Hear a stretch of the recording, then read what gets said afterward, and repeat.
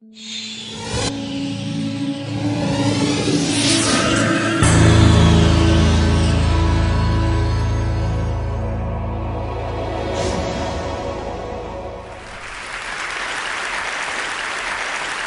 a bug lover myself, not from childhood, by the way, but rather late. When I majoring in zoology at Tel Aviv University, I kind of fell in love with bugs. And then within zoology, I took the course or the discipline of entomology, the science of insects. And then I thought myself, how can I be practical or help in the science of entomology? And then I moved to the world of plant protection. Plant protection from insects, from bed bugs. And then, within plant protection, I came into the discipline of biological pest control, which we actually define as the use of living organisms to reduce populations of noxious plant pests. So it's a whole discipline in plant protection that aiming at reduction of chemicals. And biological pest control, by the way, or these good bugs that we are talking about, they exist in the world for thousands and thousands of years. For a long, long time. But only in the last 120 years, people started or people knew more and more how to exploit or how to use this biological control phenomenon, or in fact, natural control phenomenon to their own needs. Because biological control phenomena, you can see it in your backyard. Just take a magnifying glass. You see what I have here? That's a magnifier.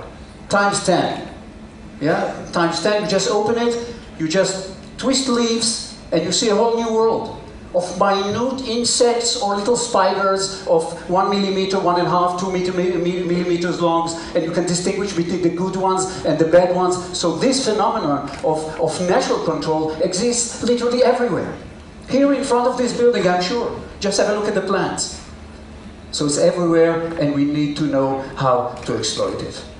Well, let us go just hand by hand and browse through just a few examples. What is a pest, what damage it actually inflicts on the plant, and what is the natural enemy, the biological control agent, or the good bug that we are talking about. In general, I'm going to talk about insects and spiders, or mites, let us call them. Insects, those 6-legged organisms, and spider or mites, the 8-legged organisms. Let's have a look at that. Here is a pest, devastating pest, a spider mite, because it has a lot of webbing, like a spider.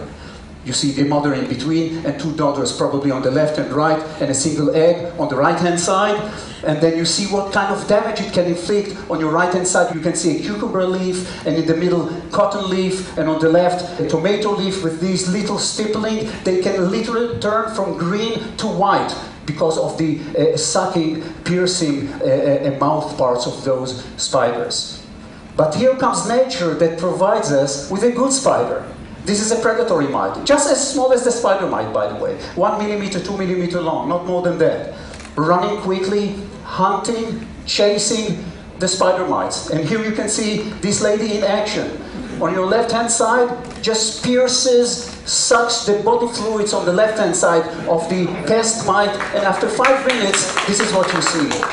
Just typical dead corpse, shriveled, sucked out dead corpse of the spider mite, and next to it, 2 satiated individuals of predatory mice, a mother on the left-hand side, a young nymph on the right-hand side. By the way, a meal for them for 24 hours are about 5 individuals of the spider mites, of the bad mites, and or 15 to 20 eggs of the pest mites.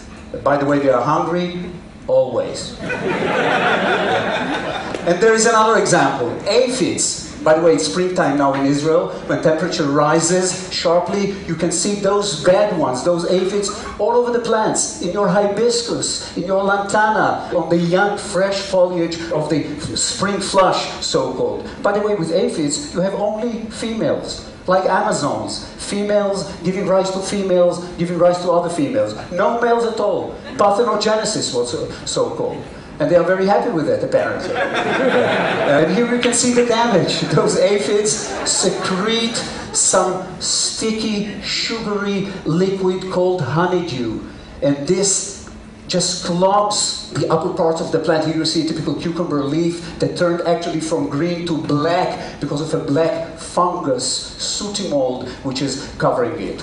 And here comes the salvation through this parasitic wasp. Here we are not talking about a predator, here we are talking about a parasite. Not a two-legged parasite, but an eight-legged parasite, of course. Yeah? This is a parasitic wasp, again, 2 meters long, slender, a very quick and sharp flyer. And here you can see this parasite in action, like in an acrobatic maneuver. She stands vis-a-vis in front of the victim on the right-hand side, bending its abdomen and inserting a single egg into the body fluids of the aphid. By the way, the aphid tries to escape. She kicks and bites and secretes different liquids, but nothing will happen. In fact, only the egg of the parasitoid will be inserted into the body fluids of the aphid, and after a few days, depends upon temperature, the egg will hatch, and the larva of this parasite will eat the aphid from the inside. And this is all natural. This is all natural. This is not fiction, nothing at all. Again, in your backyard. In your backyard. Absolutely. And this is the end result. This is the end result. Mummies. M-U-M-M-Y. This is the visual result of a dead aphid encompassing inside, in fact, a developing parasitoid that after a few minutes you see halfway out, the birth is almost complete. You can see it, by the way, in different movies, etc. And it takes just a few minutes, and if this is a female, she will immediately mate with a male, and off she goes, because time is very short. This female can live only 3 to 4 days, and she needs to give rise to around 400 eggs. That means she has 400 bad aphids to put her eggs into their body fluids. And this is, of course, not the end of it. There is a whole wealth of other natural enemies, and this is just the last example. Again, we'll start first with the pest, the thrips. By the way, all these weird names, huh? I didn't bother you with the Latin names of these creatures, okay? Just the popular names. But this is a nice, slender, very bad pest. If you can see this, sweet peppers. This is not just an exotic ornamental sweet pepper. This is a sweet pepper which is not consumable because it is suffering from a viral disease transmitted by those thrip adults. And here comes the natural enemy, minute pirate bug. Minute because it is rather small. Yeah? Here you can see the adult, black, and 2 young ones. And again, in action, this adult pierces the thrips, sucking it within just several minutes, just going to the other prey, continuing all over the place. And if we spread those minute pirate bugs, the good ones, for example, in a sweet pepper plot, they go to the flowers and look, this flower is flooded with predatory bugs, with the good ones, after wiping out the bad ones, the thrips. So this is a very positive situation, by the way. No harm to the developing fruit, no harm to the fruit set, everything is justified under these circumstances. But again, the question is, here you saw them on a one-to-one basis, the pest, the natural enemy. What we do is actually this. In the northeast Israel, in Kibbutz Eliyahu, there is a facility that mass produces those natural enemies. In other words, what we do there, we amplify the natural control or the biological control phenomenon. And in 30,000 square meters of state-of-the-art greenhouses, there we are mass producing those predatory mites, those minute pirate bugs, those parasitic wasps, etc., etc. Many different parts. By the way, they have a very nice landscape. You see the Jordanian mountains on one hand, and the Jordan Valley on the other hand, and a good, mild winter, and a nice, hot summer, which is an excellent condition to mass produce those creatures. And by the way, mass production, it is not genetic manipulation. There are no GMOs, genetically modified organisms whatsoever. We take them from nature, and the only thing that we do, we give them the optimal conditions under the greenhouses or in the climate rooms in order to proliferate, multiply, and reproduce. And that's what we get, in fact. You see under a microscope You see on the upper left corner, you see a single predatory mite, and this is a whole bunch of predatory mites. You see this ample, you see this one. I have 1 gram of those predatory mites. 1 gram, 80,000 individuals.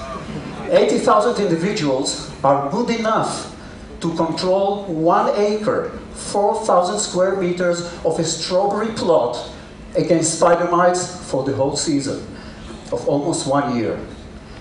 And we can produce from this, believe you me, several dozens of kilograms on an annual basis. So this is what I call amplification of the phenomenon.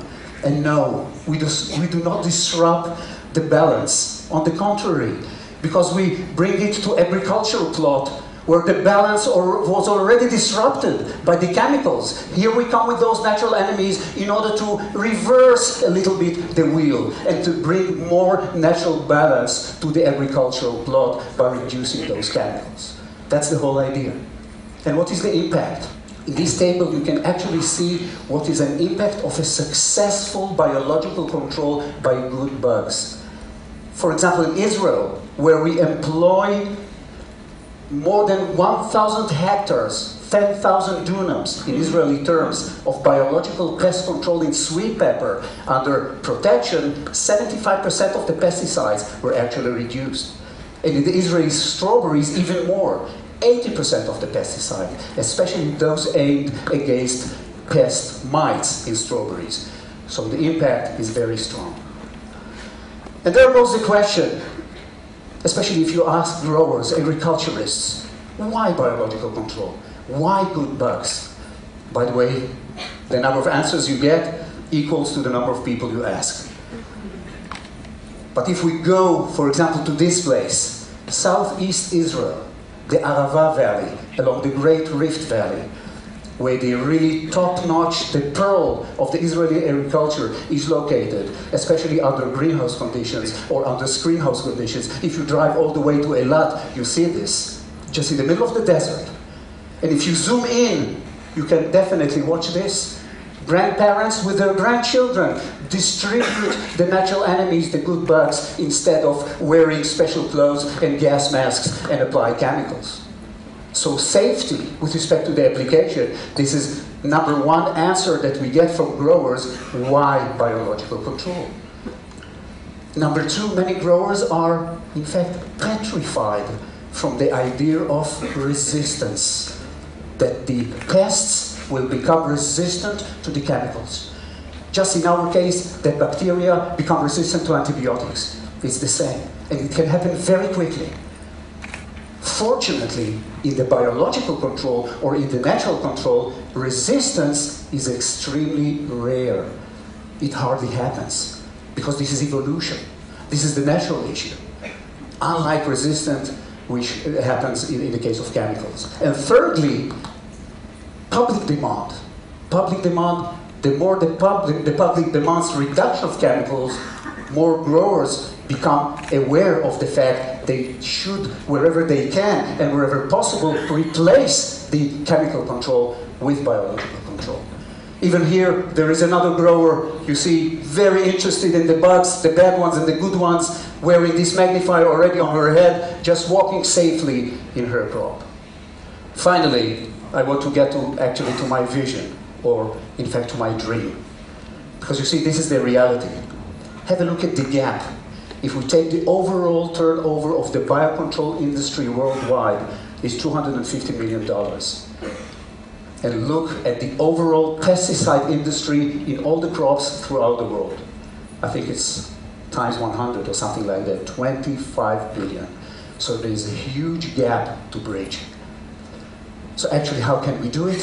How can we bridge, or let's say narrow this gap in the course of the years? First of all, we need to find more robust, good and reliable biological solutions. More good bugs that we can either mass produce or actually conserve in the field.